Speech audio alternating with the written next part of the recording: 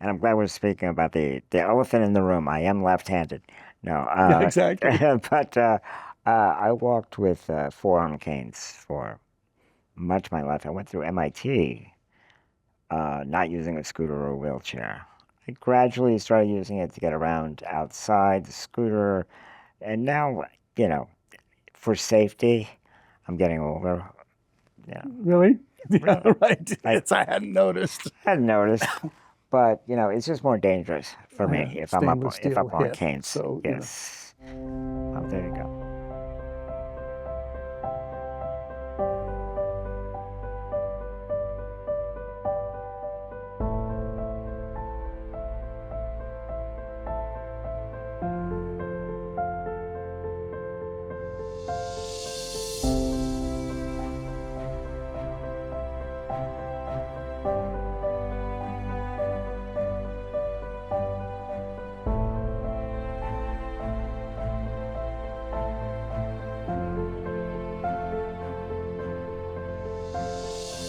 good morning. Good morning, Brad. Thanks So for having me today. thanks for being had, but that But doesn't there we sound go. Well, exactly. inviting me into your bat cave. Well, and we'd never met, so this is a pleasure for me the first time around. You are a legend in a Yeah, number of places where I come from. post office on the That wall. post Yeah, office on the wall, yeah. but seems to be in 1994. I sent you a resume when you were up at Imagineering. Would that have been about right? Yes, I was there then. Yeah, Yeah, yeah. I was there Just for to 10 see. years. But timing didn't work. I figured, well, Well, what also happens is when you're at companies like Disney, comes in here, oh, this looks interesting, give it to HR, and then you never see it again. true. Isn't that So true? I, you're sort of saying, well, it's I it was funny for me being at Imagineering because I'd never worked for anyone before. I mean, I, running my own company, of course, you're working for sure, everyone, but sure. never worked at a big company, and so that was interesting. Yeah. It demonstrated I could do it, which was surprising on a certain level. But I was there for 10 years, enjoyed all of it. It's very hard to get annoyed at nice people who pay you a lot of money to do whatever you want. Right, It's, right. No, that. But 10 years was enough, and I don't miss it. At the same time, I enjoyed all of it. But I've always, 10 years is a long time to do something. And so no, it is. It is. I kind of did all the things there I wanted to do. And so the question is, do you do more Right, or do you keep right. going? So how did you get your start? Tell me about your parents. Where did you grow up? I'm a Navy brat. I was born in Bermuda. My dad was a diver and an explosive ordnance Oh, uh, officer.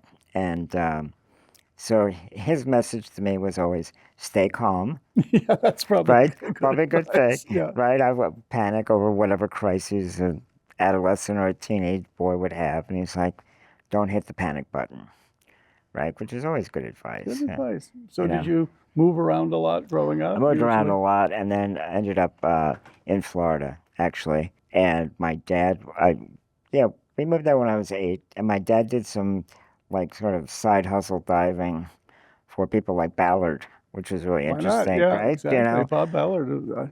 Talk about real legends. Yes, yeah. And he, my dad helped out with one of the hurricanes that sort of kind of strafed the coast of Florida and dug up some of the Spanish galleon coins. I don't know if you know, but there was a fleet of like 25 ships that were coming in, just were wrecked all up and down what they now call the Treasure Coast of Florida for a I read reason. about that. Yeah, it's Yeah, fascinating. yeah, And stuff still keeps percolating. absolutely, absolutely. And you'll see that anytime there's a significant storm, like the whole topography of the ocean bottom changes. So always something interesting to see there. Yeah, I've always thought that, understanding the water column, and there are, you know, big groups in the Navy whose job it is just to figure that out. But it's remarkably complex in almost every domain, whether it's acoustics or salinity or Yes,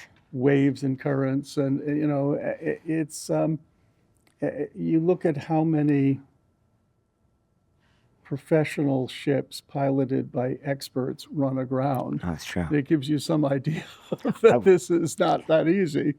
I was born in Bermuda because the Bermudian government, which was under the UK at the time, commissioned the Navy to help them widen the port into the bay so they could get bigger ships in there. So my dad was kind of supervising blowing up reefs or other eco-disastrous things. But That's good, yeah. but it was really interesting. But from an entertainment perspective, Right. It makes may a not good be great story. for the Yeah. reef.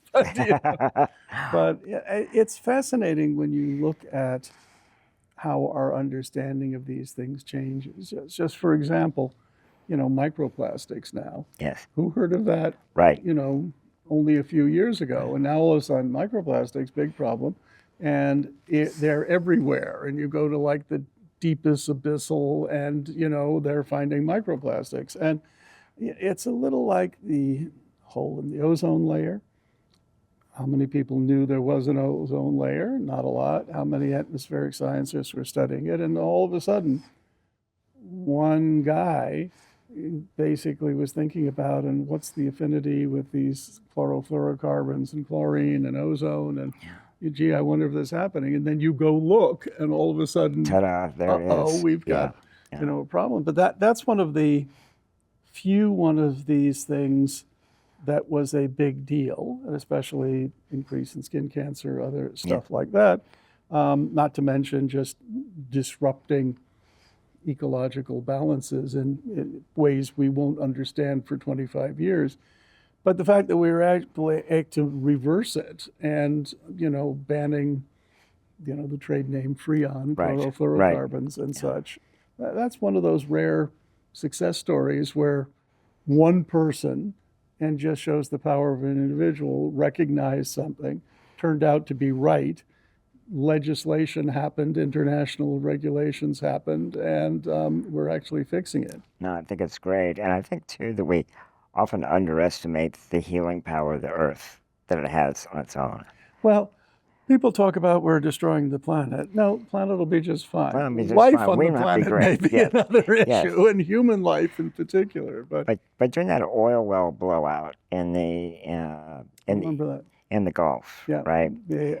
Yes, which was, I forget the name of the one. I forget it was, But people said it was going to take 30 years to, with 500 years of long-term damage. Yeah. And like 20 minutes later, Literally, like 4 months later, they went down to survey the damage, and already the bacteria had scarfed it up and kind of cleansed it it is out. fascinating. Yeah, But the problem is then people decide, well, you don't have to worry about this because, that's the danger. yeah, not the best. Not the best outcome, Yeah, right? So what were you interested in? What was school like? Were you a good Everything. school student? Everything. or I was were a you- good school student. I went to a school in a small town in Florida. My graduating class was 23 kids, That is small, yeah. very small. Road trips with Dad and stuff. So I figured Dad and Mom, we went to New England and never came out west, really. And when it came time to go to college, I had in my mind that I wanted to go to some place, typical college, like a very sort of, not necessarily prestige, but like, the college you see in the movies, Yeah. right? Ivy and brick yeah, and bricks and columns, sweaters and, that kind of stuff. Doric columns. And neither of my parents had been to college, so it was all new to them, and new to me, certainly. And were they supportive of the idea? Oh, yeah. Yeah. Well, my mother was like, this is far away for me to be, but Yeah. that's a mother. My dad's like, we're here to help you if you need it, but just call us if you need it. Yeah. So, and I remember being on a college tour, and we went to Princeton, which I had been, luckily enough, accepted into, and drove around the campus and had a very structured introduction to Princeton. Just didn't feel. No, it was, first of all, to my parents, it was like, oh my God, this is right out of the movies. It's a beautiful fall day, leaves on the ground. Idyllic, yeah. Completely idyllic. And then the next day, we drove up to Boston, to Cambridge actually, and I went to the other school that was in my uh, that I had an option with, which was MIT.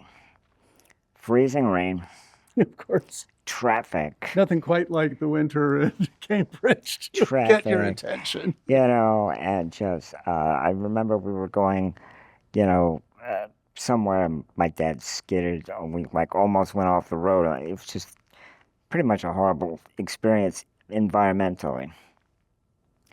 I got there, and their orientation was like, "You come back and pick him up at 4 o'clock. We'll take it from here."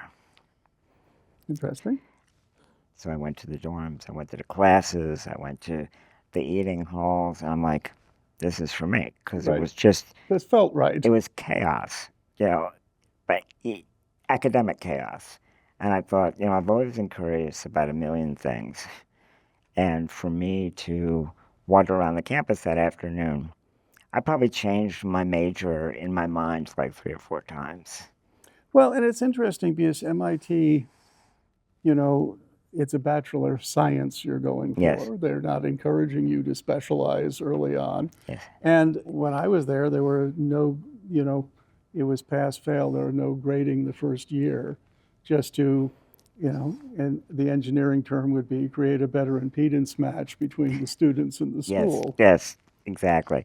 It was pass or it didn't happen, Hmm. which was awesome. Yeah. Right. It wasn't even on your record as an F. So And I thought that, that was great. I stayed 1 year, and they actually had a program. I was in a thing called USSP, the Unified Science Study Program, which let you have your own lab and do collections of things. Wow, I that's was in great. Building 20, which, while it still existed, which was the old radiation labs building from World War II, and looked exactly like the old radiation lab building from II.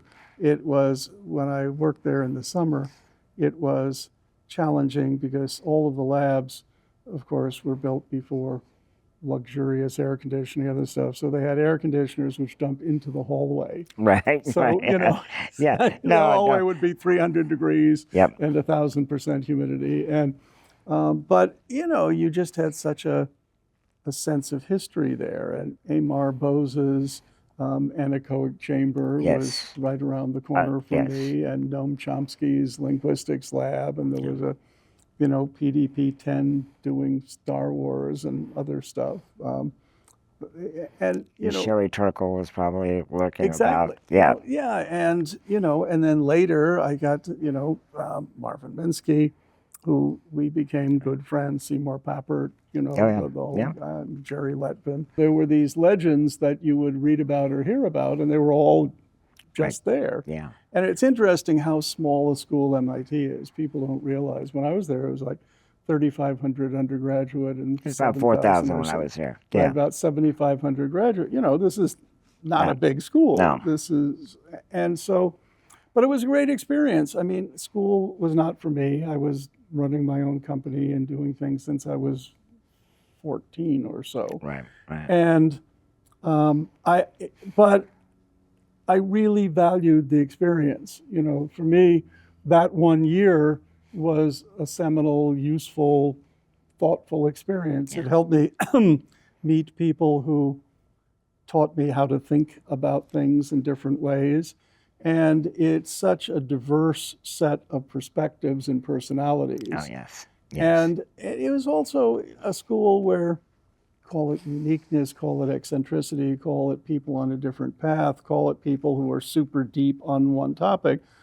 All of that is just accepted as being normal. Correct. Yes. And my particular challenge was throughout high school and such, I was always either a straight A or a straight F student.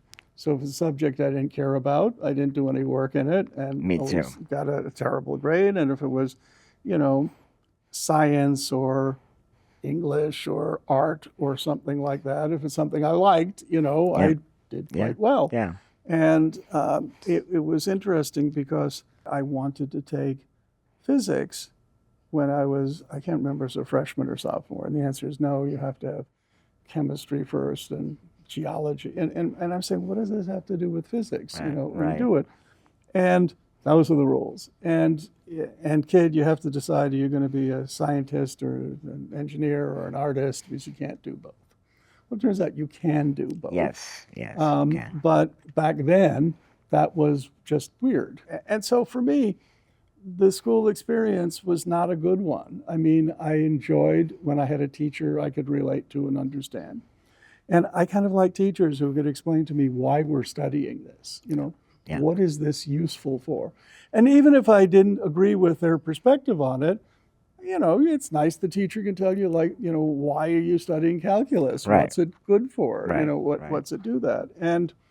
But I found that the MIT, all of a sudden, the notion of being clever and creative was just considered normal and what you're supposed to be doing, rather than just kind of weird and doesn't really fit in. Yeah, yeah. So, how about you? Was school easy? Were you difficult? Were Yeah. you a classic underachiever, No, I was a or were you little an difficult. overachiever? I was an overachiever in high school. When I got to MIT, it was similar to your experience in that I had A's and C's. I got my first B in my senior year last semester, right, where I didn't really like a class that much, but I did okay in it, kind of thing, right? So it was either the stuff I was interested in and stuff I wasn't. I got a call from my counselor beginning of junior year, and she said, "There's no such thing as an undeclared junior. You have to pick something." Yeah. Okay, so pick something. But I'd say I fell into kind of the computer graphics world for the quest for a green space in the wintertime. And the architecture department at MIT, which was called ArcMac at the time, was doing all kinds of cool things with computer graphics. And they had actually live plants growing indoors. Well, and that was, Nicholas Negroponte, Yes. who's in this series, Yes. by the way. Yes. Oh, great. And the architecture machine, which is sort of what preceded all of that and such. And Nicholas, with the Media Lab, really invented the first cross cultural art and design Yes. things. And, hats off to him, because he pulled out of nothing. And everybody hated him. All the traditional departments, oh, these are just kids screwing around, and so on and so forth. But, he raised the money, he put it together, and attracted great people. I think also, too, that was about the time when the research at MIT was going more civilian than DoD. Well, keep in mind, this was Vietnam. Mm-hmm. It was all of that. When I was there, Vietnam was going strong. Right. And, I had an after-school job, and, you're walking through the protesters, and it was a difficult time for the country. Yes. And I found that the entire, draft lotteries, and we're all sitting around the television waiting to see if we're going next Thursday or not. And so I think a lot of the universities, they separated out, I'm not sure exactly the timing of it, but MIT Lincoln Labs as a separate entity. Right. Yes. And part of that was to create some distance so that it was there. So it's always like the pendulum swinging between these things. Right. And I think that intersection between national defense and universities that are techs has always been strong, and odds are will continue to be strong, irrespective of how you label it or what you call it, because I think a lot of people, first of all, who have an interest in science and engineering also have an interest in those things. Yes. Whether it's how do you make a ballistic missile, or whether it's how you do the rest of it. And of course, the other side as well, in that other people have them, what are you going to do to defend against it, and so on. So I think that the classic example of that was looking at what was originally called the iLabs, Instrumentation Labs, and Charles Stark Draper Laboratories, where so much of the guidance technology, inertial navigation and such, PIPAs, pulsed integrating pendulums, accelerometers, PEGAs. I'm dating myself. This is technology, which when I was there. But there was a community of people who gave us NASA Yes. and at the same time gave us Poseidon missiles Sure. and such, who, from the space side of it, we had dreamers who were reaching for the stars and, space science and so forth.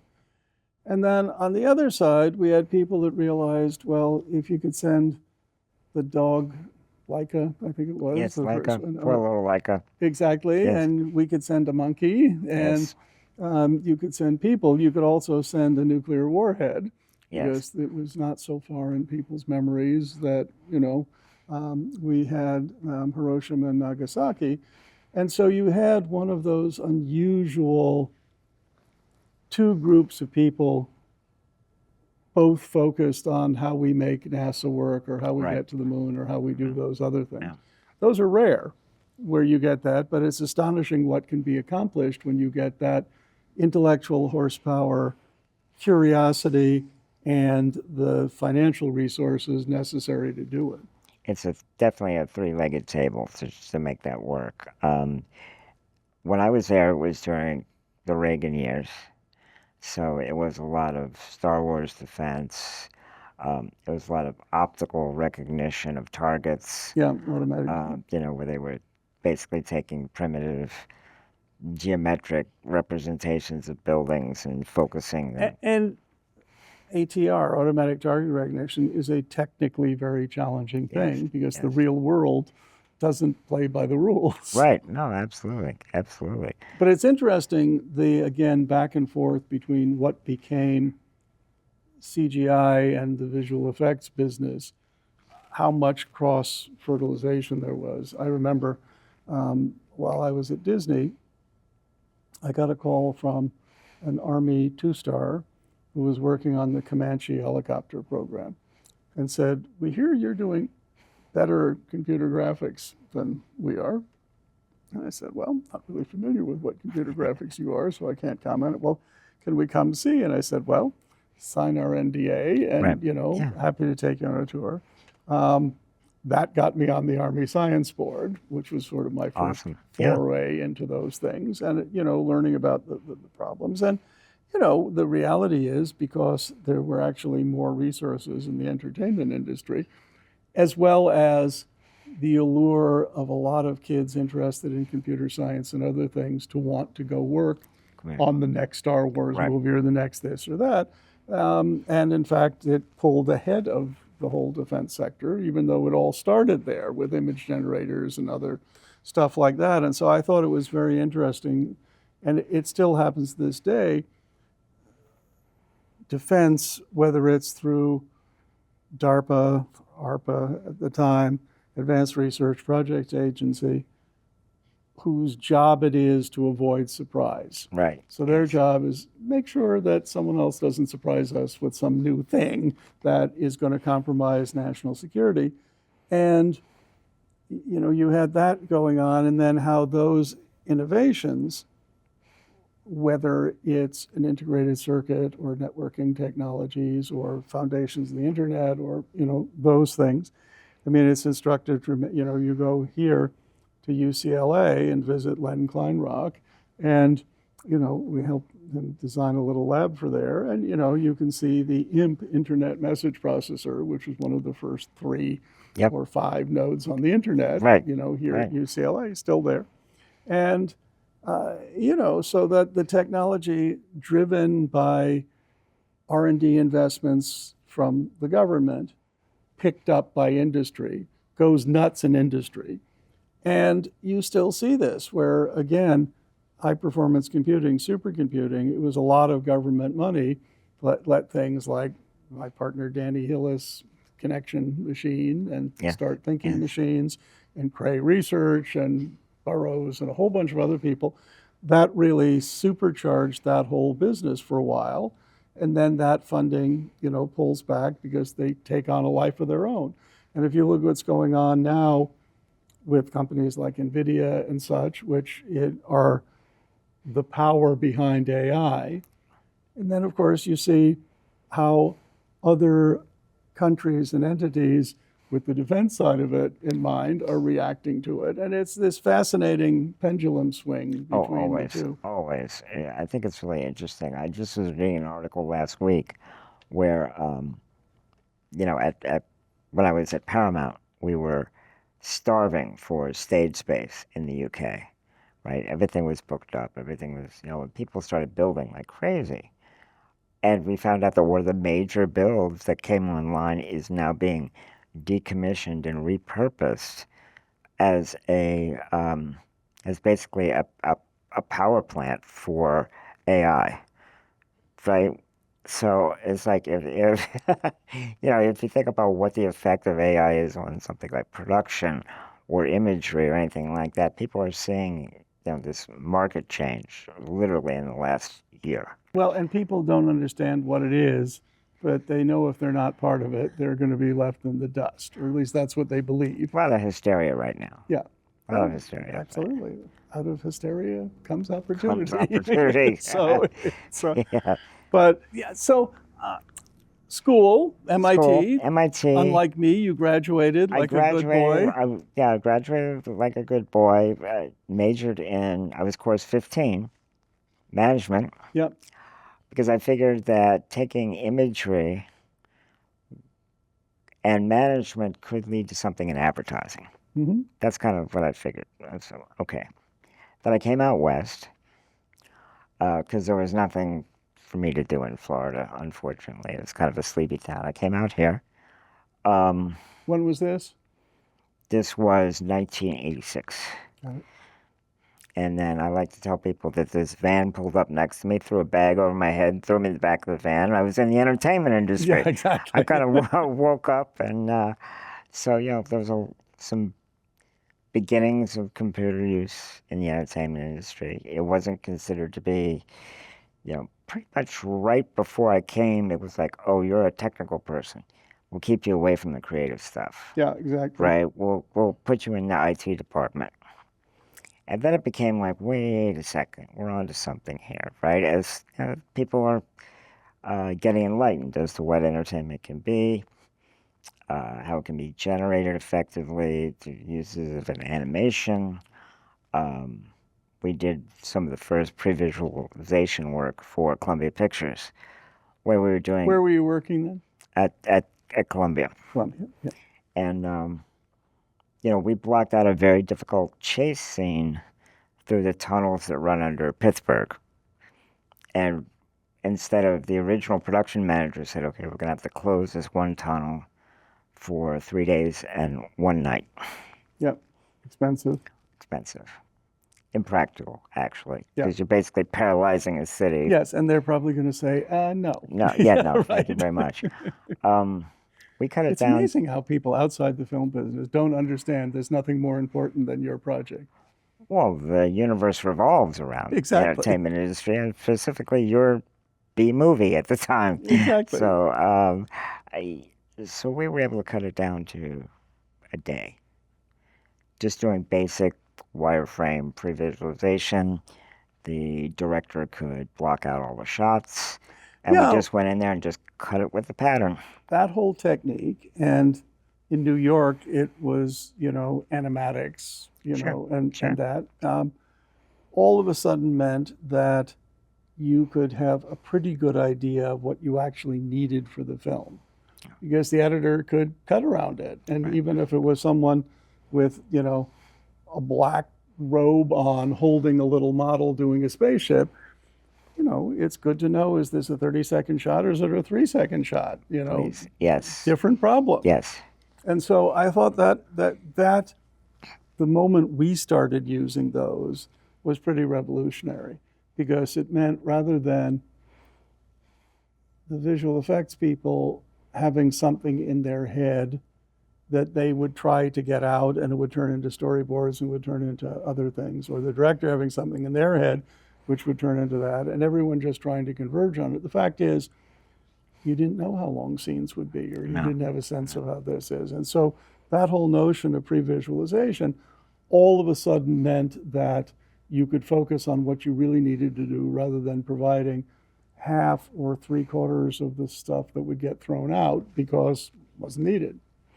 You were basically following the animation process of hand editing the film before a frame is shot. Yep. And it was just so much more efficient that way. And creatively better. creatively better. Yeah, you could spend a lot more thought time on what the actual film looked like rather than just trying to overshoot. And as well as I do, like when you have a fully rendered frame, it's worth a fortune. So you count the number of frames. Oh, exactly. Yeah, somebody came to me one time and said, "Do you guys have any visual effect shots you're not using?" Like, no. Yeah, exactly.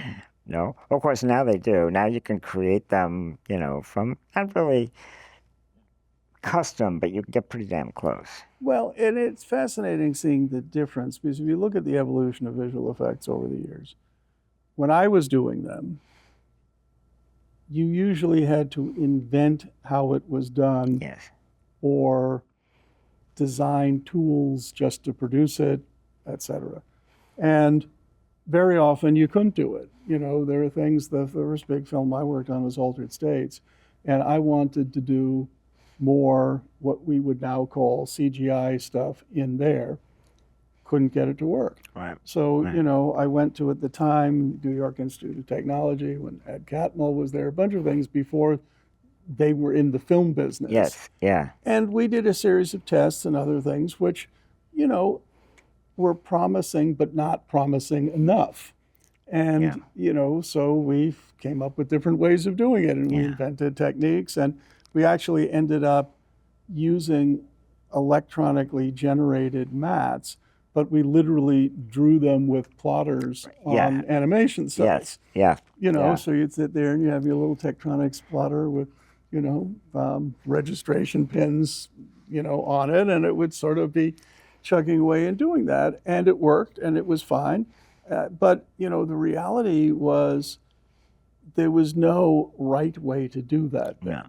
And it's just like, even for things like traveling matte shots, blue screen shots, every optical house had a different approach for how they wanted to do it. And this one does it this way, and this one leaves out the blue record, and this one does, there was just like this set of things. But, you developed an eye always looking for what's wrong with matte shots. Even if it's on through 3 seconds, you could see an edge, you could see this or do that. And of course, these days, there's no such thing. Right. You don't think Right. about that, you Right. do it. Rotoscoping was the same thing. How good a rotoscope job could you do?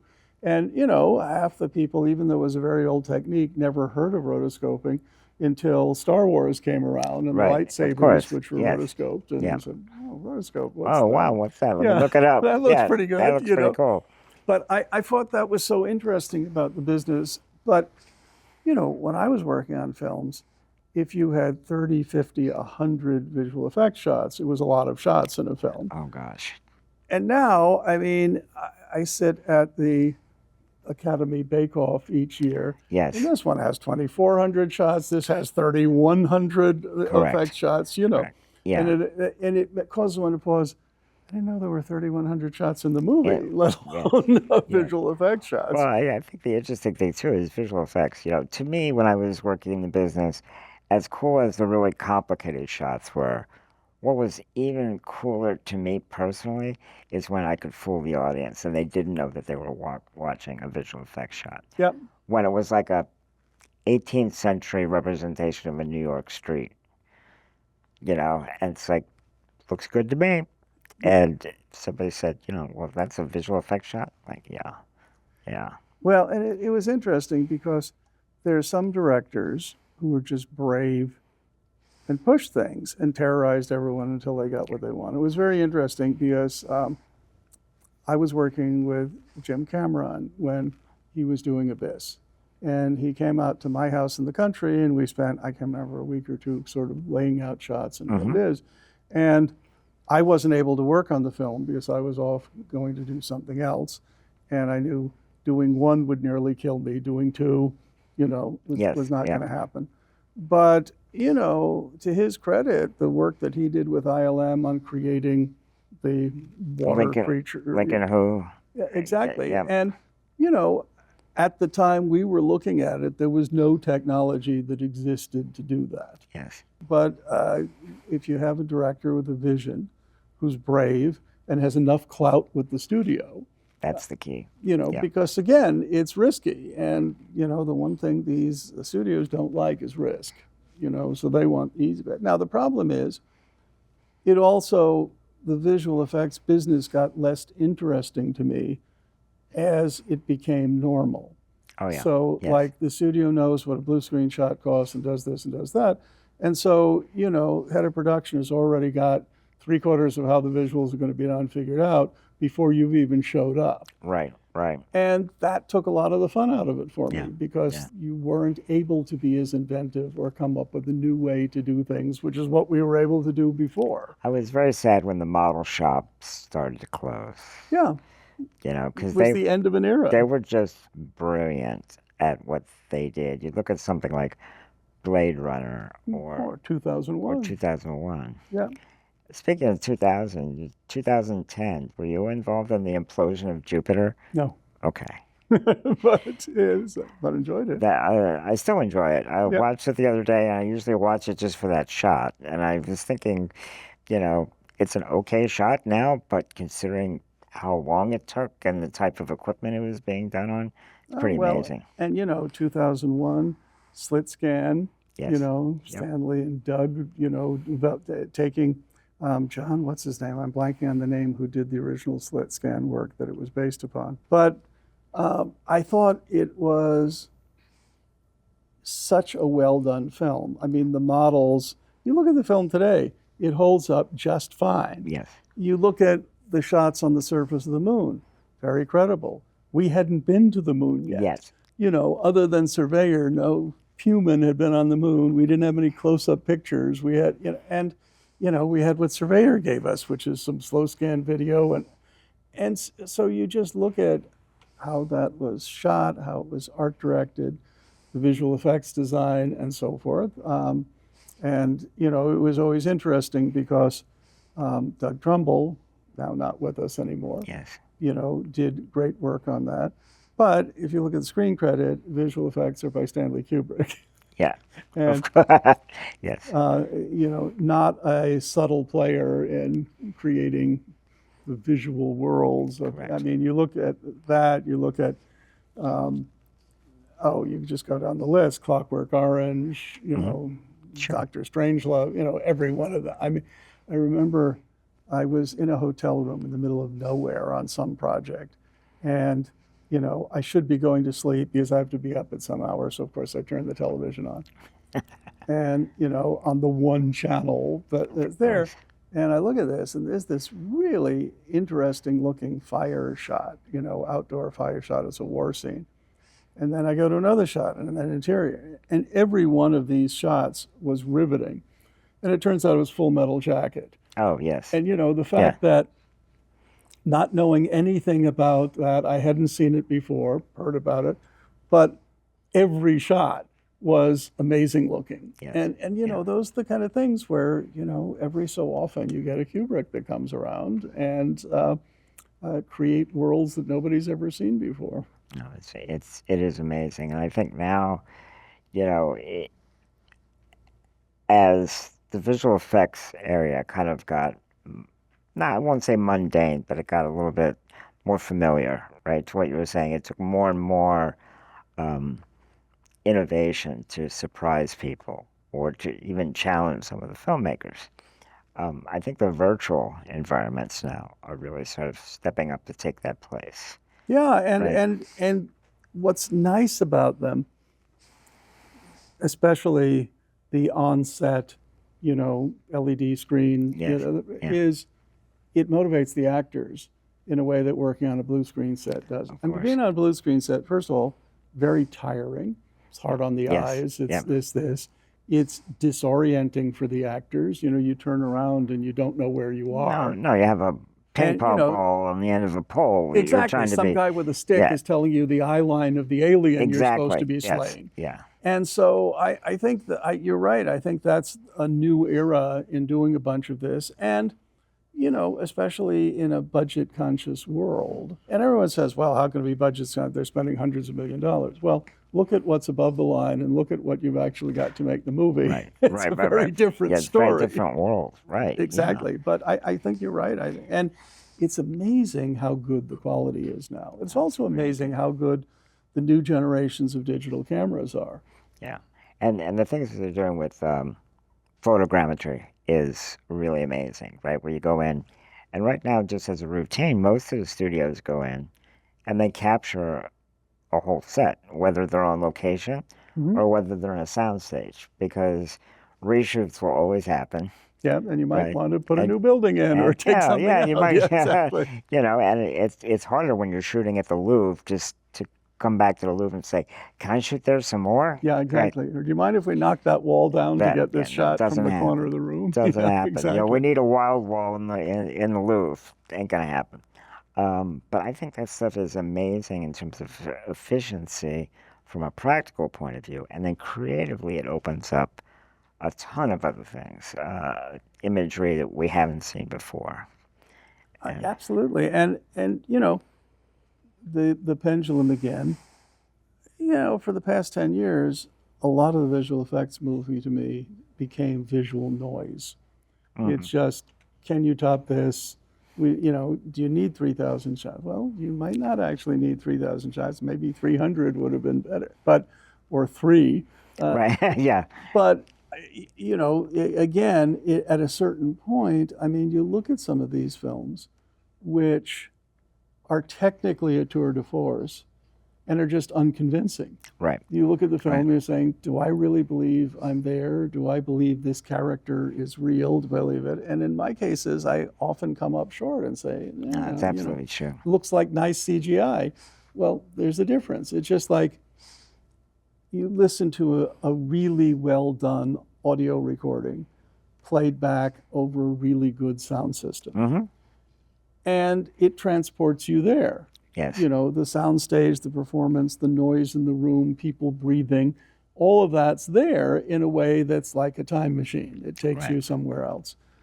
And contrast that to a done over the past 20 years, normal multi-track studio processed recording, which sounds like a nice recording.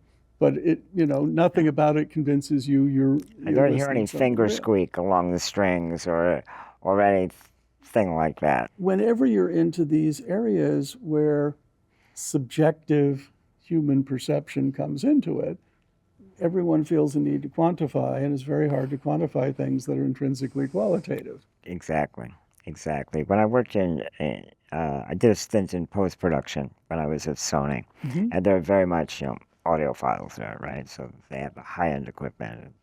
The Sony Dynamic Digital Sound was a new thing Yeah, at the time, and SDDS. a Yeah. gazillion channels for your home theater. And we would mix films, obviously, to different output devices. So you get like a DVD or Blu-ray, and you could choose sort of the sound map from a gigantic, home entertainment system with the subwoofers and all that stuff down to, and we called it this. It was Grandma Violet's TV, Yeah, I like right? that. And it was just in the corner, two speakers in an average size room, and the folks that were mixing it were actually sitting in that room to say, okay, let's bump this up because it's getting lost here, or Yep. this is getting lost, or this explosion's way too hot for this little TV and it's distorting. That kind of subjective thing, the digital output will never tell you, Yep. right? Well, and what's interesting is, you look at various approaches to these things. Format wars, Oh, yes. that's always helpful. Yes. Let's just confuse the consumer in whatever way we can. But, every so often there is a breakthrough. We were talking about the breakthrough in visual effects design, but Dolby Atmos the notion of going to object-oriented Yes. sound objects. Well, that's a fundamentally different concept than just saying, keep adding channels. Right. And, Right. and we'll do that because the problem with the keep adding channels approach is everybody's room is different. And the idea that you say this should be here and this should be at this angle and that should be there and these should be here. Well, first of all, maybe it should or shouldn't. That's just how you happen to do it when you standardize this. But my room isn't that shape No, and right, doesn't have right. this. And I know you want a speaker there, but I've got a chandelier there. And Can you imagine what Dr. Bose would be thinking of us now? exactly, Right? you know. He'd be like, yeah. And so it's interesting because you have to come up with some rational compromise. But the idea of sound objects means you don't really have to think about that in the same way because you're generating a sound field in the room and you can place objects by moving them, changing level, phase relationships and all, which you don't have to think about. The little microprocessor is doing that for you. So I thought that was actually an interesting step forward. I think that, yes, I agree. And I think that the Dolby Cinema that they're producing now, Yep. we have good. a screening room. It's great. You know, black is black. It is so dark. And they had a great, side by side. I'm always suspicious of those, right? But basically, they did it with two different digital projectors. This one is the Dolby Cinema projector. This one is your traditional state-of-the-art digital projector. And the differences are just stunning. Well, yeah, I've seen that, I agree. But I got to tell you, the direct view LED screens now, Yes. the Sony CLED screens, we've been using a Unbelievable. bunch of those. Fantastic. Yes. I mean, it looks 3D. Yes. You don't see the screen surface, the dynamic range, million to one dynamic range. The AR coatings are so good on this. You have ambient light, it doesn't care, it just soaks it up. Yep. And again, a lot of this was being driven for virtual sets and Yeah. that sort of thing. But we've put several in. We put the largest one in North America in Dominion Energy. We designed their command center at my little company. And we've put several of them in now. And it's amazing. It is so much better looking than film. It is truly. It's not. It's true. Now, you like film look, you want to emulate, knock yourself out. I'm Right. not here to argue about it, but I'm saying that I spent a lot of my life projecting things, and there's no projector that looks anywhere near as good as those. Now, not generally affordable. It's going to be a long Or time. portable, Right. either, right? By the time it hits your theater and so Yeah. forth. But, that's the future, and you can see where it is, and it's pretty exciting. It is very exciting. I also find that, we're at the stage where now a whole bunch of the limitations, in theater, you do projected film.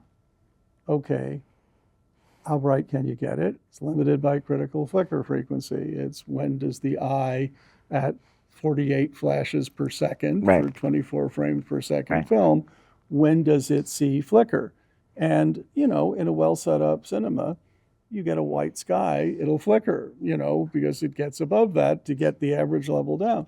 Well, on digital imaging, that all goes away. Yes. There is no framing rate, there's an update rate. Nothing is flickering or flashing in front of you. And so, you really get to rethink what the cinema experience can be. What happens when you have high dynamic range in a cinema, which was never possible with film and is now possible. And I just think we're at the cusp of a really interesting next 10 or 20 years in presentation, assuming there are any theaters left. No, it's a great time to be alive and be interested in this stuff because there are so many different things that are happening. I mean, I love going to the Sphere in Las Vegas. Oh, it's fantastic. I was interested in the Sphere because you'd listen to the sagas as it's gone together and fabulously over budget. Yeah. I think the official Like any number, good project is. I think the official was 2.4 billion or so, to build it. It was supposed to be under $1 billion when it was done. And dismissing for a moment the business model, which Yes. I think Which you have to, exactly. because we don't have it yet. Exactly. But It's great. I mean, they did a wonderful job visually. The sound, which apparently they had a lot of trouble with, was just fine when I Yes, was there. It was yes, good. And, I thought the whole experience, except parking, which, yeah. not having the benefit of a handicap sticker, I just took her from the hotel and just walked down the strip, just rolled down the strip to it. it's that's an interesting thing. So, have you been in a wheelchair your whole life? No, I and I'm undiagnosed, by the way. Um, and I'm glad we're speaking about the elephant in the room. I am left-handed. No, Yeah, exactly. but I walked with four-arm canes for much of my life. I went through MIT, not using a scooter or a wheelchair. I gradually started using it to get around outside the scooter, and now, you know, for safety, I'm getting older. Yeah, Really? Yeah, really. right. I I hadn't noticed. hadn't noticed, but it's just more dangerous for I me have if stainless if steel I'm on hip, canes. so Yes. Well, there you go. Um, but it's interesting because at the same time as I'm becoming less able, the technology is coming up. Mhm. I can see things that are, going to improve um my functionality for a long time. I mean, it began with, my car with the ramp, right? And there are just AI, robotics, even, more sophisticated wheelchairs. Well, and I remember when Dean Kamen first introduced his wheelchair that did the balancing, Yes. the inverted pendulum Yep. balance thing. I thought it was a very interesting point of how enabling that is to people to be at eye level with other people. I can go up and down on this, but not to the ability that well, I forget what the name of it is, iBot or something like that. But it goes up and down. It's a very Goes upstairs. Yeah, goes upstairs. I think that would be That would terrifying. be for somebody else, Yeah, not for me. yeah. You know, Let's see, what would a software bug do when I'm halfway up? I thought it was challenging enough because I took a demo of it and they said, just drive normal speed over that curb. Yeah, I'm like, okay. And it was pretty flawless, I gotta say. It was pretty revolutionary. not bad. And when you're on it on the two-wheel balancing, um, it, it's like riding a horse because it kind of sways back and forth. So it's constantly like adjusting Yep. the Well, kind of gyroscopic. has to. Yeah. Yeah, yeah, right. It's very, very interesting. So it took me getting used to. Unfortunately, they're not approved by the medical community yet as a medical device. So I got something a little more traditional, Hmm. and it works just fine so far. I mean, I got to tell you, it's been interesting. When I had a bad hip, I broke an ankle once and a few other things. You don't have a perspective of how hard it is to get around in the normal world Yeah. until you've actually had to do it. You think you understand that where ramps are, where this or that, but literally, it's everything is a problem. Opening a door and holding it open, doing any of Yes, it, it's always a it's problem. a challenge. It really is a challenge. And I went to college before the ADA, so the campus map that showed all the cheats was basically prepared by a student that came well before me Yeah, and marked where all the curb cuts and all the secret elevators were and all the secret entrances and tunnels that could get you around. big deal. Yeah. Big deal, right? And now it's become, part of the introductory program of the ADA, which is great. But at the same time, I have to tell you, I've been to a studio that their executive building has two 6-inch steps going into the front, no ramp. Yeah. And the response I got was, well, it's a historical building. You can't do anything. I'm Yeah. like, well, Thanks, but thanks. But now there is a way into the building, but it's like the kitchen entrance kind of thing. right, and that's specifically what ADA says is not allowed. Right. Yeah, I think it's interesting because I think ADA was a very well-intentioned, quite poorly executed set of regulations because it suspends common sense. Yes. And rather than the spirit of how it was intended, it's strictly interpreted by local building departments in ways that provide often ugly, suboptimal solutions. Exactly. Exactly right. And Frustrating, because it doesn't have to be that. I mean, in this building, we went through a series of things where this is an old building. It's 1940s or 50s building. It was a factory. We turned it into a non-factory, half factory. But what was interesting about it is, so upstairs is not wheelchair accessible. Building just had stairs, still has stairs, and so forth. But we have equivalent offices downstairs, so if someone needs an office, you put them on that. Conference room. Exactly, you put them on that. But for instance, the bathroom upstairs didn't meet the 6-foot wheelchair turn diameter. Mm-hmm. So we had to tear it out and put in one that does, even though you can't get a wheelchair upstairs. Listen, we could go over dozens of examples and you like just that, say, right? What? What? We have a staircase. I designed this helical staircase, which comes down. And of course, you're not allowed to have one railing now. You have to have the handrail and the fall protection rail. So you have these two silly, things there. And they stick out when it hits the hallway to the bathrooms that far into the hallway, because that's what ADA says they have to. They have to extend 18 inches beyond, or whatever the number is. We pointed out, if we do this, they're at nut level for the average person, sticking out into the middle of the corridor. Nice, very wonderful. And they're providing no advantage for anyone. No. And in fact, if someone in a wheelchair went through in the dark, it's going to hit them in the shoulder or the face. Yeah. And the answer was, that's the code, you have to do it. So we did it. But let me have to finish this. We did it. We put it in. Okay, great, no problem. We're happy to do what you tell them. Building inspector shows up for the final inspection.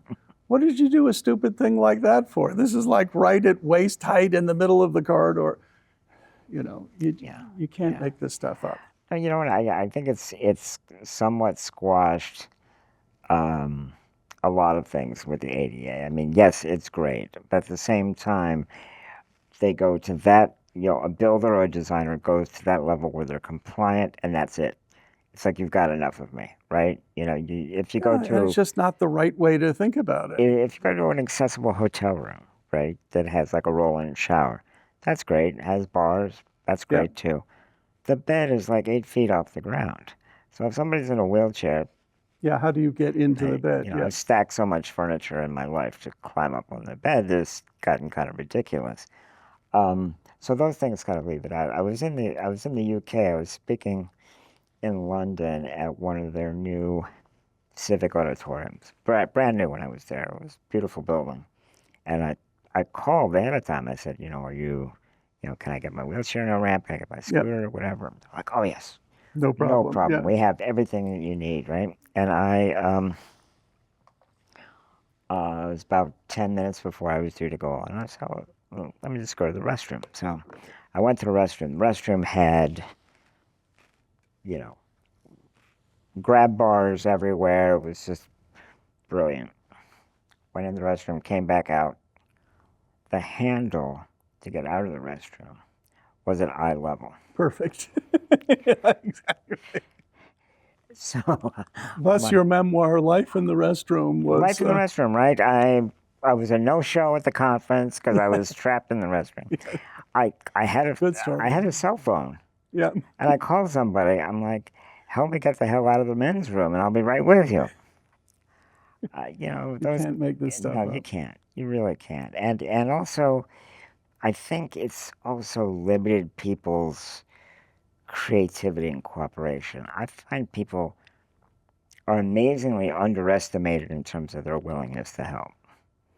Yeah. Right? I remember going to a restaurant in New York, and I said, is it wheelchair accessible? This is back like in the 90s. Oh yes, not a problem. Went down. There's like 5 steps to go up that thing. I'm like, yeah. Okay. Take a running start. Take a running start, right? No. It it was a great Italian restaurant, and the best that I can tell you is the person that was at the door picked up a phone, and the equivalent of the Mario Brothers came out with this homemade ramp, put it on the stairs, and big beefy guys helped me right up. And they said, "Call, let us know when you're ready to leave." I'm Very like, nice. "Well, that's better than what the ADA would Yeah, provide, exactly. right?"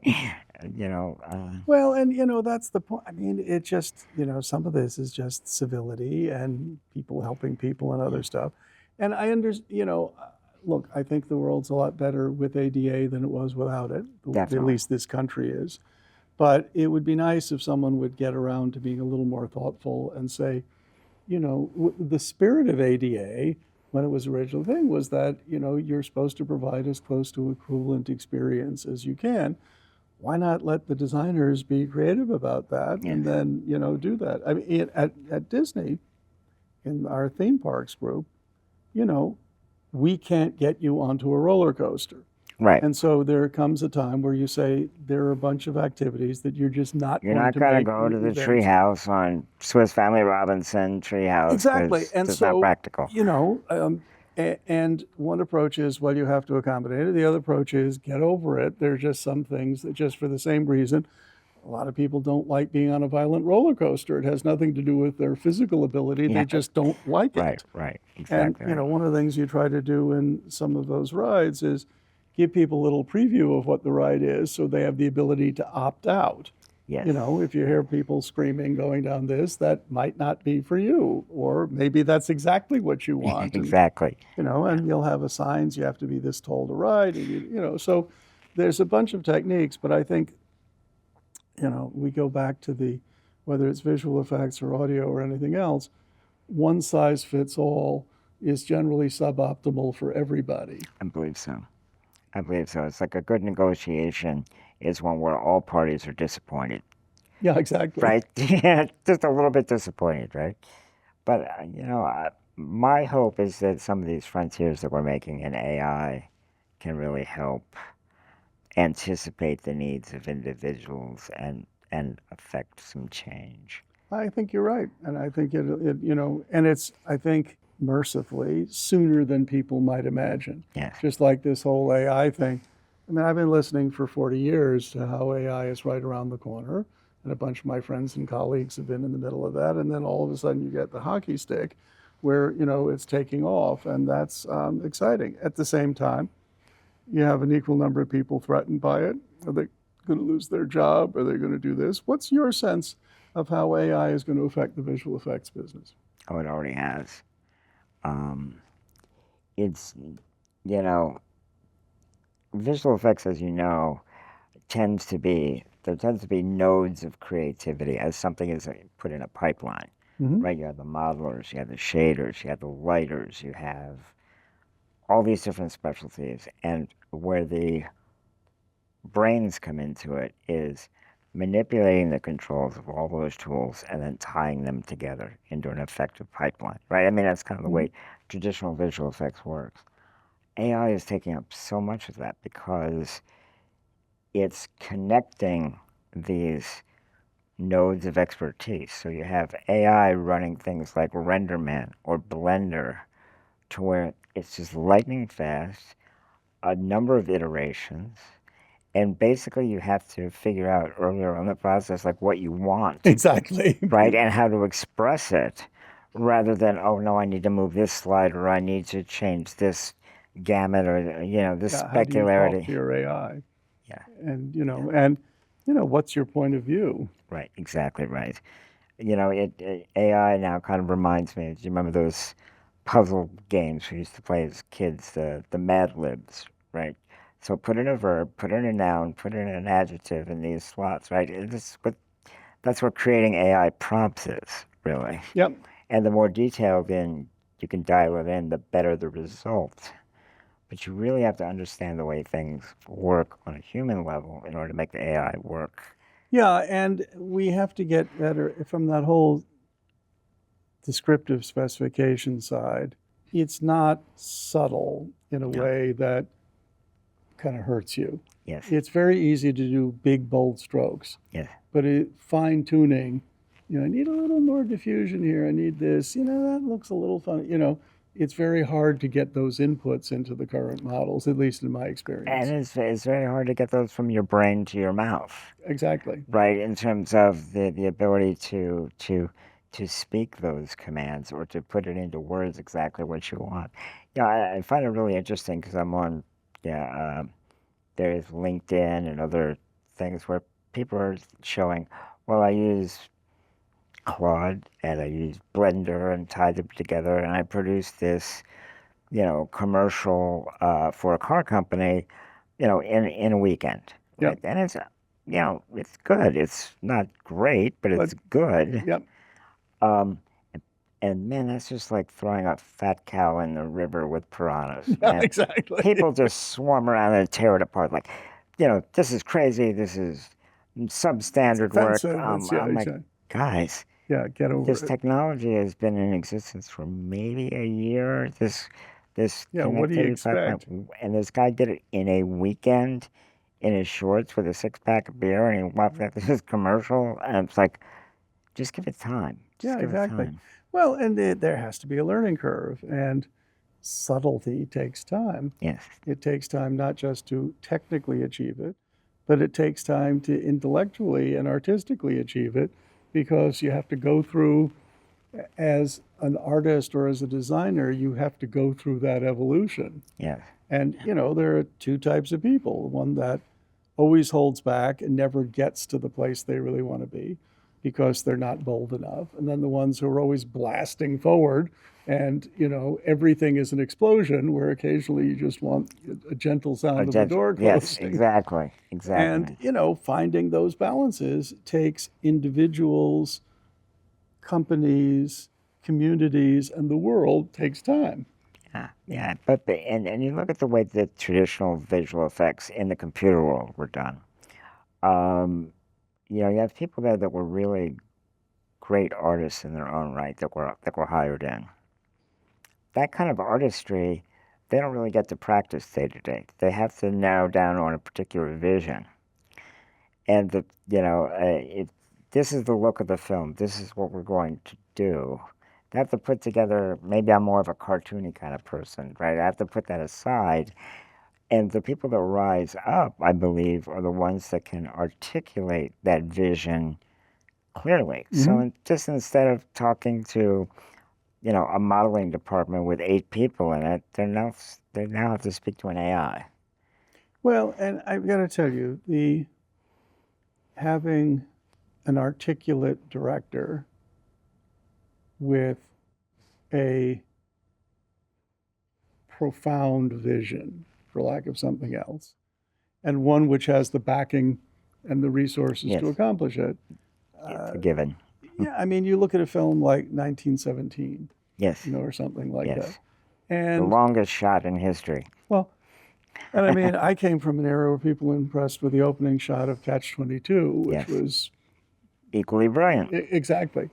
But just the notion that you could shoot a film which has lots of drama, lots of activity, and all of that, and make it all appear as one continuous take, that is not an easy assignment. No. And just thinking about the art direction and the blocking and, how you put the whole thing together, I mean, those are just kind of monumental works, like 2001 was a monumental work. Exactly.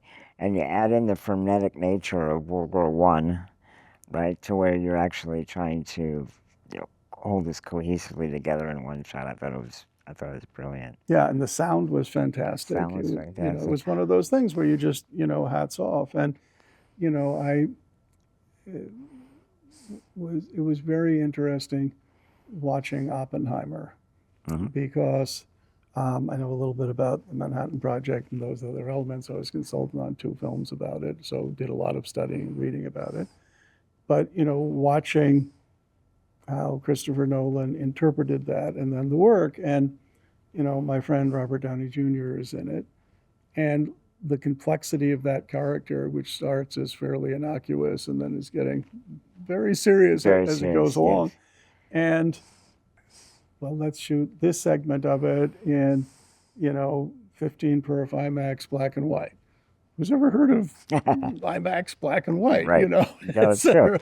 No. And when the phone call goes to Kodak, excuse me, we need, and goes to the lab. By the way, this one will be a little unusual. But again, when you have that crystal clear vision, when you put together a team of people to execute it, often people you've worked with before and know well and such, and you get rid of all of the fluff and the rest of it, it's astonishing what can come out. And I thought, Oppenheimer was really great. Now, what is inconceivable to me was how, the whole Barbieheimer, I mean, That's a whole lesson I don't get it. in audience psychology. Exactly. Right? And, Right? I would love to meet someone who understands how that works. I don't profess to, but, it's watercolor talk times 10.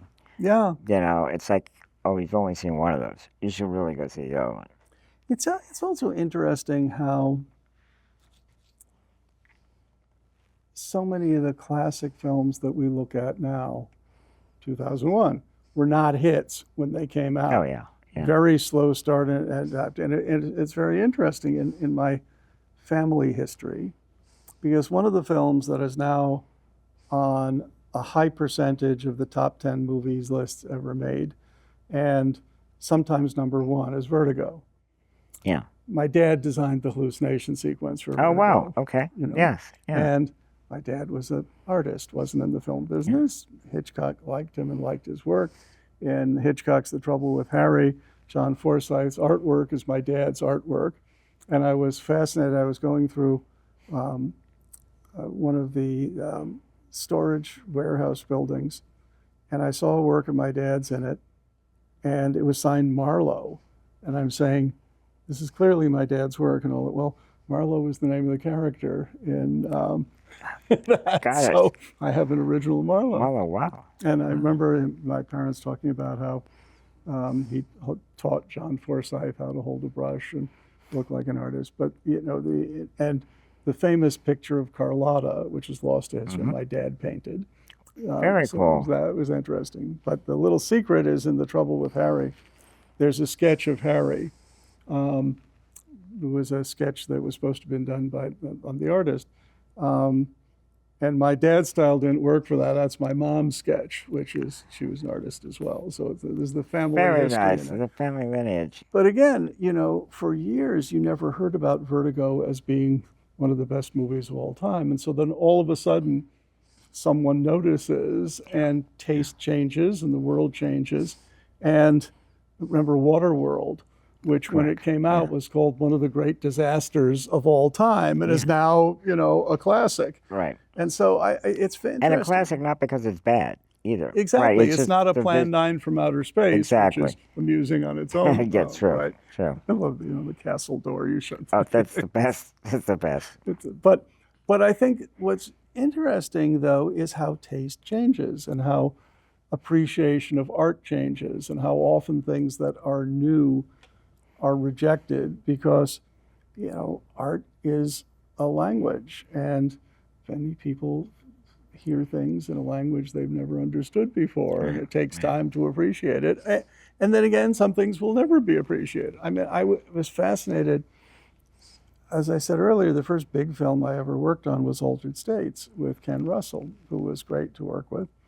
But I remember asking Ken, what his favorite movie was. What the answer was? Eraserhead. Okay.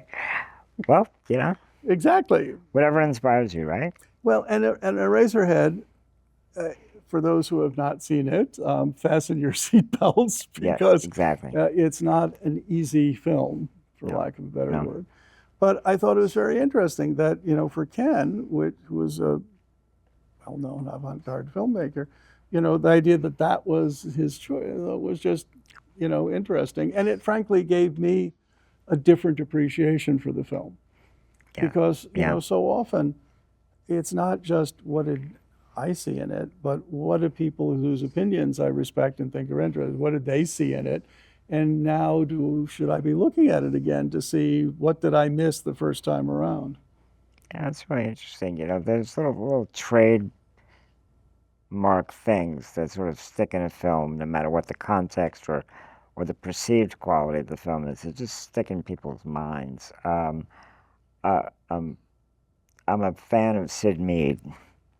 Yeah, Yep, it was just that vision was great eye. Yeah. just unbelievable, right? And matter of fact, we were getting ready to bug out for the fires. They were here in Los Angeles, and one thing I had in my little locked treasure chest is an autographed copy of Sid Mead's book, the artist Sid Mead. And but no, it's just that sort of distinctive design. I mean, Ron Cobb has the same kind of. I bet Ron Cobb did that, right? And you look it up and you go, wow, that kind of stamp that you have. It's not necessarily appreciated in the container that it comes in. Yeah. I mean, we look at fine artists, you say, well, that's a Van Gogh, that's, you know, Magritte, that's Dali, Right. you can tell it, but you don't tend to think of that in that domain, Yeah. Yeah. But some of them, I mean, Ken Adam, for Yes. example, you can't think of James Bond without getting a Ken Adam, Right. set in your Right. head. Right. And I, you know, it's interesting how many films have graphically powerful images that just stay with you. We were talking before about Doctor Strangelove, Yes. the big war room in Doctor Strangelove. Yeah. As I said, you Yeah. could say, wow, that just like, don't know what a war room should look like, but that looks like one to me. Yeah. Yeah. And also now, and especially how this goes back to visual effects uh, and CGI is the use of scale. Hmm. There are some shots that you could never get before, like Arrival. Right, it is a great one where the ships are sort of hanging over the thing, or Yeah, that's great. or the new Looming. versions of Dune. Where you have these large, like framed shots of just thousands of soldiers storming this, and you're just like, wow, Yeah, it it's just triggers the the scale. uh-oh gene in Yeah, you. Yeah, right, this is not good. right, yeah, yeah. So it's one of the good things that computerization or digital or synthetic imagery, whatever, can make real for us. So, But you have to have the guy or gal with the right eye driving it you bet. because it doesn't know how to do it by You itself. bet. What was your first big movie? My first big movie, and it wasn't a huge movie, it was Speed. And we did the bus jump in Speed. Oh, nice. Where basically we jumped a real bus and just painted out the background, Right. right? Yeah, it was just Exactly. that. You think about it now and you think, wow, that would be so easy to do. But back then it was hard to sell that, right? Now I had worked on other films as more of a production manager, more of a traditional. I thought one of the great experiences that I had was, well, two. I would say Hook, Hmm.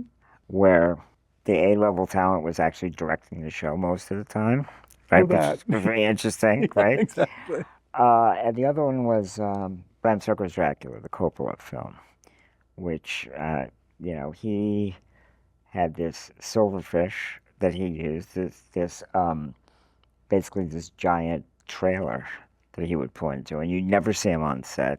I've heard that. Yeah, He always had like video cameras, and the joke was he's in there in his underwear just directing you know, back probably, then a huge $50 million film. probably accurate. Yeah. Probably accurate, right? But again, a fascinating for my young mind to sort of explode what was real and what was fake, and how people could be fooled in the movie business. And my first time I ever got my ankles taped up because I was going to go on a set with zillions of cockroaches, and there was a bug wrangler there who was very sensitive if you stepped on one of her roaches, Exactly. right? And she did. I didn't stick around for it, but she You did. sadistic jerk. Yeah, right. And I did, I didn't stick around for her to do a head count at the end of the shoot to make sure she got them all. I just trusted that she was taking Yeah, care of them. exactly. But, it's just, there are things that, for instance, that ship and hook actually was built practically on stage and it floated. We filled the tank to the old water ballet films that used to be Yes, I happening. remember them. Yeah, right? I know that tank, actually. Yeah, exactly. Did you? Yeah. Anyway, the director said, I want this thing to actually breathe. I want it to move. I don't want to just tilt the camera. So that huge set floated in about 18 inches of water. And we were like, okay, Yeah. you got Sounds it. good. So Yeah, exactly. those kind of things were really interesting. And back then, it's sort of I won't say people were budget conscious then, but there was less budget constraints working for a major studio. So you got to really see things go off in often a very exorbitant way. Well, it's also that, when I say big movie, what's really going through my head is that all of a sudden, at a certain point in your career, it occurs to you in your case, by hook or by crook, Yeah. you're in the big time. And that, wow, look at this. This is, it's the whole thing. And that's kind of a special feeling you never lose. And walking onto the set of a big show, it's just special. It is special. It is I special. don't know a better word for it. No, it's just an amazing like pinch me kind of moment, right? And it's interesting because you get to see it in its. I mean, there are two pinch me moments. One is when you walk in and you see the set, and the other one is when you see the result on film. And it's like I was there. I remember what that looked like. I remember, when they built the ship and hook indoors. By the way, as you know, they couldn't back the camera far enough to get some of the long shots. If you look at the finished product, it's a lot of like medium shots. Right. Go figure. Yeah, exactly. Go figure, right? We kind of built within the walls. Maybe we should have, but But that's often the case. And frankly, you build a set, you build a big prop, you do other stuff. Until you're there on the day, nobody really knows how you're going to shoot it. Yeah, you got a storyboard which says Right, this, yeah. Okay, but But that storyboard is really constrained enough with what the physical constraints really are. you put a wide enough lens on, and the perspective just looks wrong. Yeah. And you put it, and it's just, there's a lot to it. And by the time the DP has got it lit, it doesn't look like the storyboard necessarily. It can look like something totally different. And that's the fun, is also collaborating.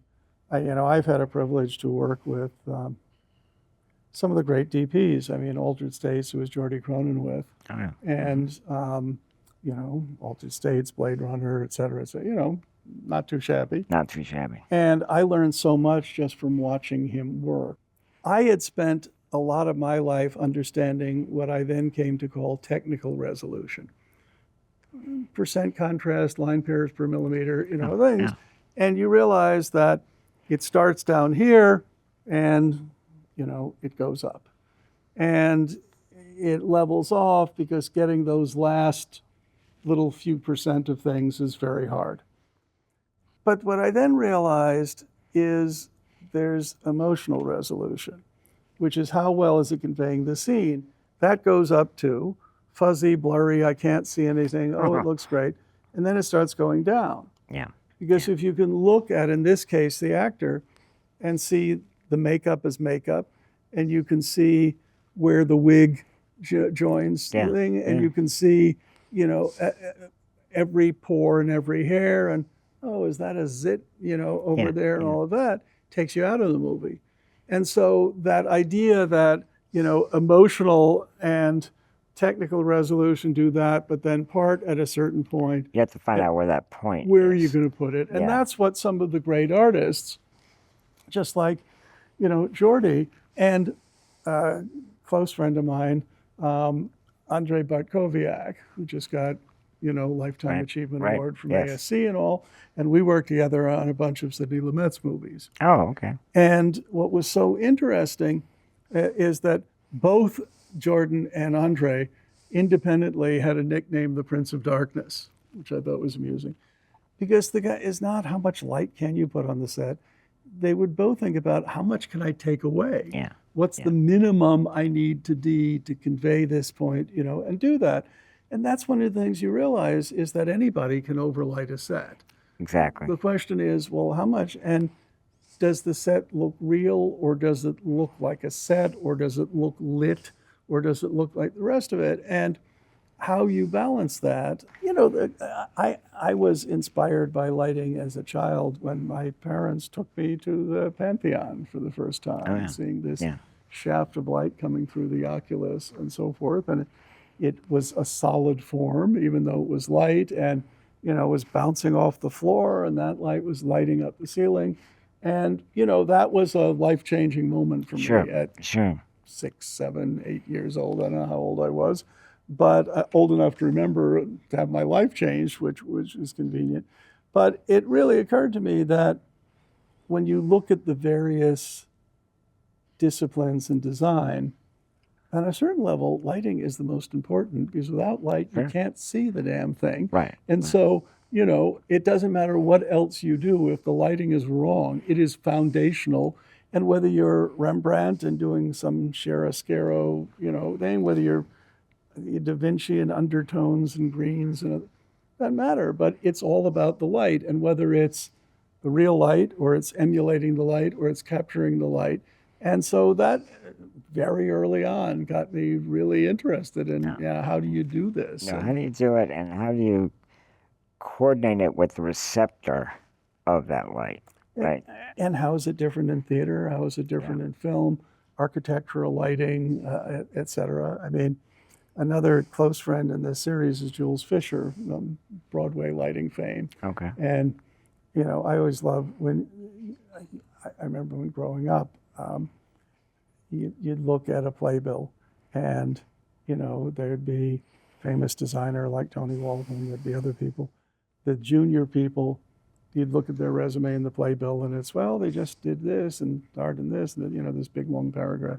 And I remember Jules was, Mr. Fisher has designed over 150 Broadway shows, won X number of Tony, which is about this big, which is really all That's you had all to you say. need. That's all you need. As part of it. But, some of these great artists, whether they're photographers, whether this, they've helped define our perception of reality for generations. Sure. What is outer space like? Well, you learned about it in the movies. It's no coincidence that a flip phone first looked like a Star Trek communicator. Exactly. Right? Somebody Somebody thought it up and said, hey, that would be a great idea. Let's make it like that. So what makes you happy?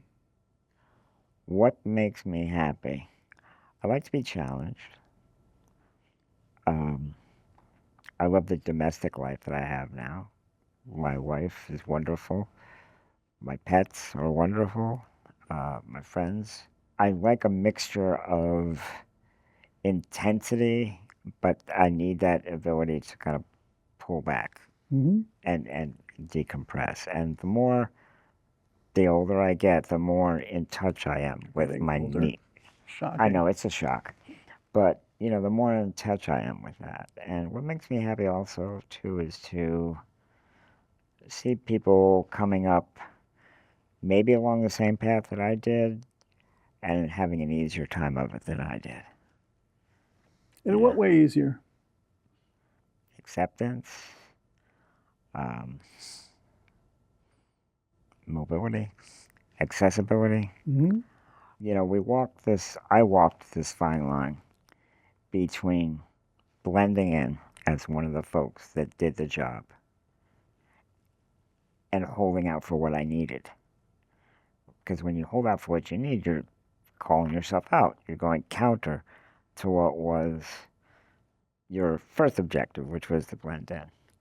And I've struggled with that for most of my life. I think a lot of people in my situation have. And when you walk that razor's edge, it's just getting easier because people are more exposed to different aware people. of the issues. Aware of the issues. And I was very much, in my coming up days, more of a, what I like to call, I pursued passive advocacy. So I didn't announce to the world that I was in a wheelchair or on crutches. I'd be talking to people on the phone, and then I'd roll in their office, and they'd be like, it was actually a good personality test, by the way. People's See reaction. how they react. Yeah, of course, right? Any of them run out of the room screaming? Well, a couple, Mm. or the equivalent. Yeah. You know, I play poker Why do you in think? Vegas, Yeah. right? And people always discount me, you know, and I played for a long time, so I'm a little Seems like better a than they good think they edge. are. Yeah, Yes, exactly. exactly. So, why do you think it is that it makes people uncomfortable? Some people, etc. What where does that? Is it lack of understanding or appreciation? What causes it? No, it's part of the. I don't blame them for it. I mean, there's some people that I've been in offices or in meetings where people focus on my hands or focus on the asymmetry in my face, and it's just where their actual eye draws them to it, and they can't help it. Right? I don't blame them for it. Now, if they do it to exclude listening to what I'm trying to say, Yeah, that's challenging. that's a different thing. Yeah, I mean, I think that you know, I've always thought it's a little, I was going to say odd, it's the wrong word. I'll find the right word later. But if someone is visually eccentric in some reason, Yeah.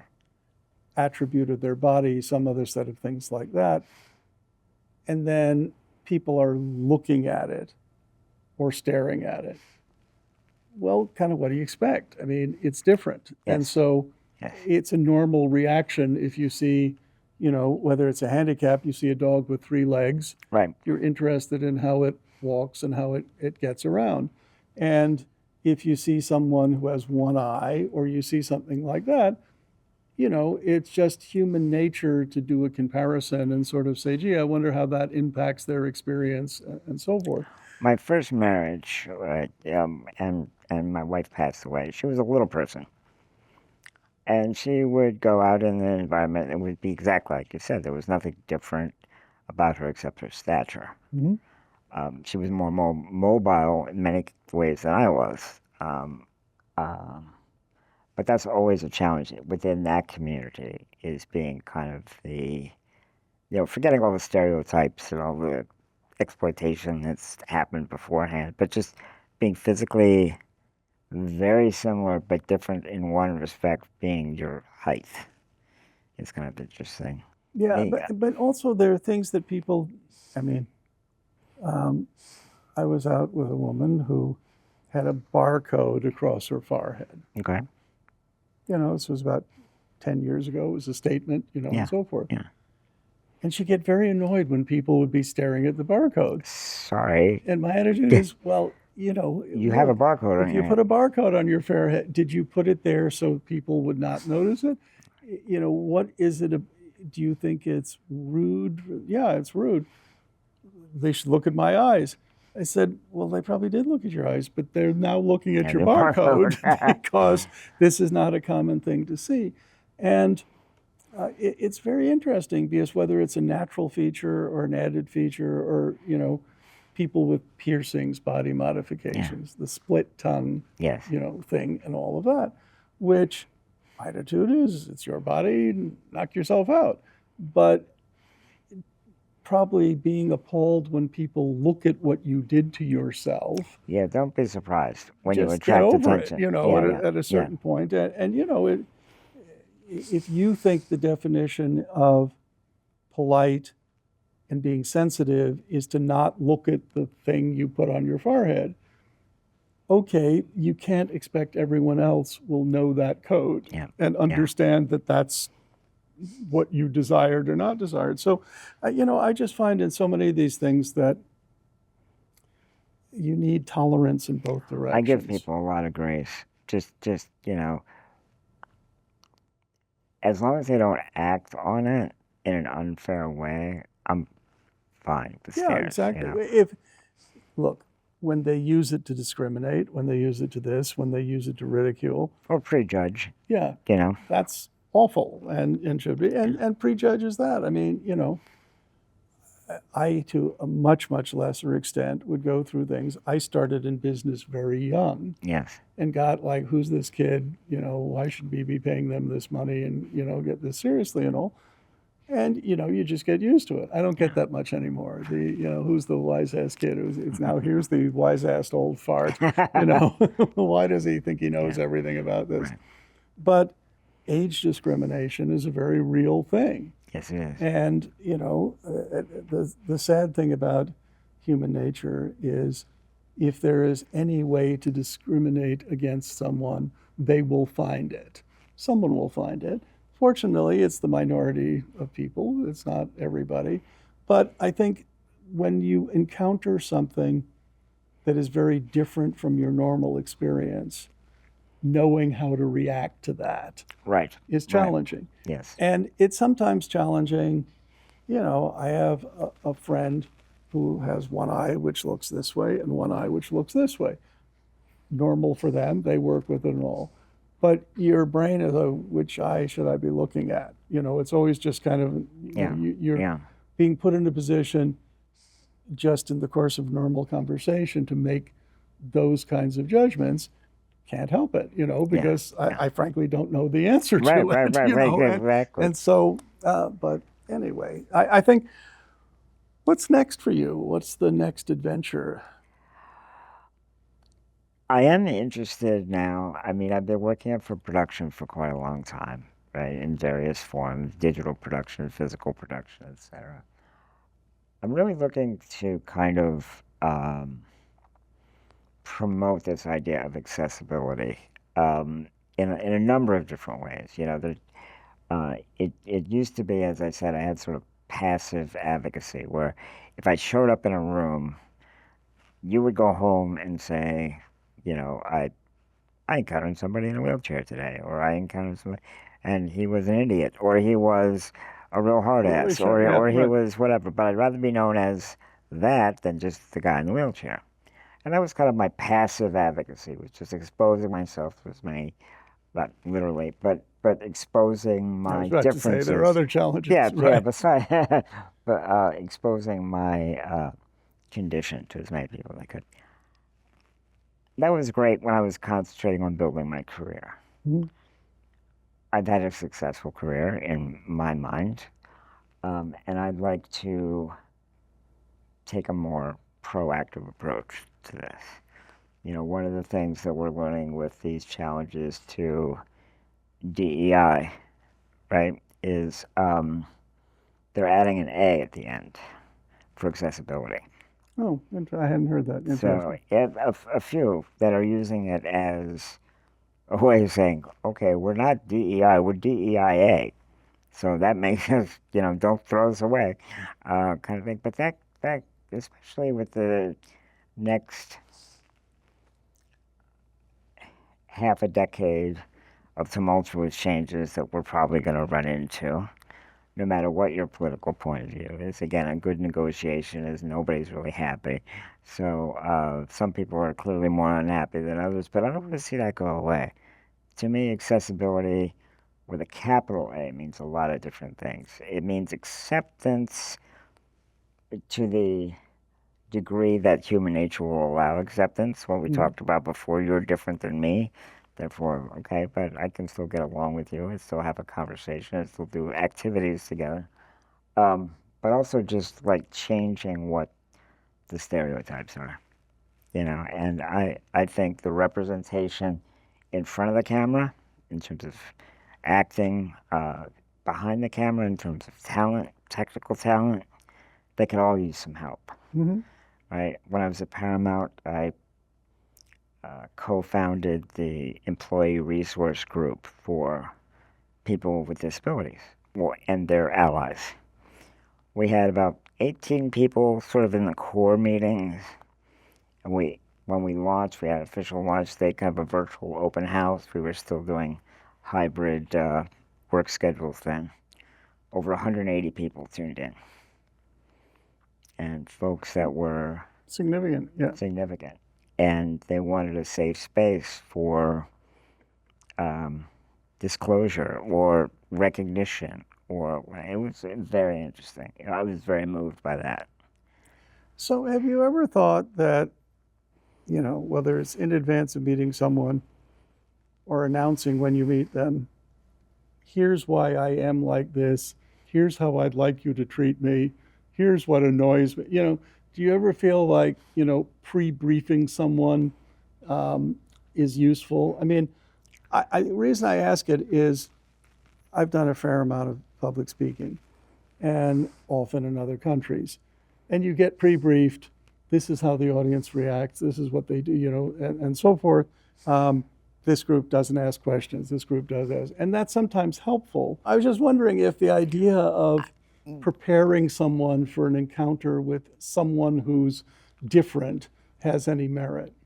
I think in certain applications it would, yes. I haven't used that a lot, but certainly with other cultural audiences, it would be nice to know those things. You know, on a personal level, though, as I said before, I always kind of use it as kind of an interesting window on that person's personality when they see and things. and it's nice just be accepted for who you are. Exactly, you know. exactly. I think, you're talking about using the translator. We used to get a lot of Japanese visitors when I was at Sony, right? And I'd be doing kind of a visual effects 101 tutorial, and the first thing I would ask is, am I using a translator? And they'd say yes. So I cut my speech in half, Yeah, exactly. right? And at least, right? Because you're just not going to get it all in. And I think the most disquieting thing is when, I would speak a nice fat paragraph, and somebody would come back with an even longer tirade, in Japanese, or, longer soliloquy, I should say. And I look at the translator and they'd say like a 2-word answer. Yeah, like, exactly. It like, makes you no, crazy. no, It it can't makes you possibly crazy. be Can't possibly that they be. said yes. Yes. You know. So So I think that kind of preparation, when you're bridging language barriers, when you're bridging cultural barriers, and also if there's some physicality involved to what you're doing, Mhm. like people would want to know if they were going to go hiking. I can't go hiking, right? Yeah, well, and it's like a person has Tourette's, because if you don't know that, it can be pretty shocking. Yes, yes. And so I've always just wondered, it's just like, as we are building some of these, for lack of a better word, bridges of understanding, what tools can we develop that, is there a near field, on your phone? Yeah. This is what you should know, This is what you should know. I think that would be an interesting idea. I also think that not. I want you to take this the right way. I don't think that, depending on where people are from and their exposure to the world at large, that they should be especially penalized for their reaction to something new and different. Yeah, well, and people react differently. Yeah. It's when you think back at what are the things that you were presented with that were shocking or out of the ordinary or so forth. I mean, it's very hard to have any idea of how you're going to react until you do. Do you scream? Do you smile? Right. It's. I was in an airport, and this was in the United States. I was in an airport, and this woman came up to me and placed hands on me and started praying loudly. Yeah, I literally was like reading a book. Yeah, exactly. Right, and I'm like, this is an interesting experience. And then it was my turn to kind of not overreact or act strangely encountering this, but it was just something she felt compelled to do. Yeah. If I'd only gotten up and walked right after that, that Where would was have been this? awesome. Yeah, interesting. It was in New Orleans airport. I had a Italian experience. I was in Italy, and a woman came up, apparently speaking no English, held my hand, kept looking at me, and she was fairly short, saying "Jesu Christo, Jesu Christo." So, Wait, excuse me? yeah, exactly. Wow. And then sort of crossed and then left. And to this day, have no idea what I Wow. triggered in That's the really rest of it. interesting. But it was weird. It was like It's startling. I was left speechless. Yes. Yeah. Yeah. As one, I didn't speak Italian, but two, but just when those things happen that are out of the, I've had experiences when I was younger where I was like held up at gunpoint and other things. And that one, everyone said that must have been terrifying. And no, it wasn't particularly. I don't think I thought they were really going to shoot me. They wanted me to get out of my car so they could steal my car, Right. which they did. Mhm. It turns out I was in an underground parking garage. I was shopping for some lenses and things, put them in the car. I get in the car to leave. The guy says, "Get out of the car." And I have my typical New Yorker, "What do you mean, get out of the car?" I look up and there's like a 45 Okay. pointed right at my head. So I got out of the car. Yeah. Got out of the car. He gets in the car, drives off. Turns out he just robbed the, booth. And this is their thing. And the police said, "Oh yeah, they probably drove, 5 blocks away, dropped the car off." So I'm in the police car circling. Turns out mine went 6 blocks away. Oh. So, Yeah. Yeah. But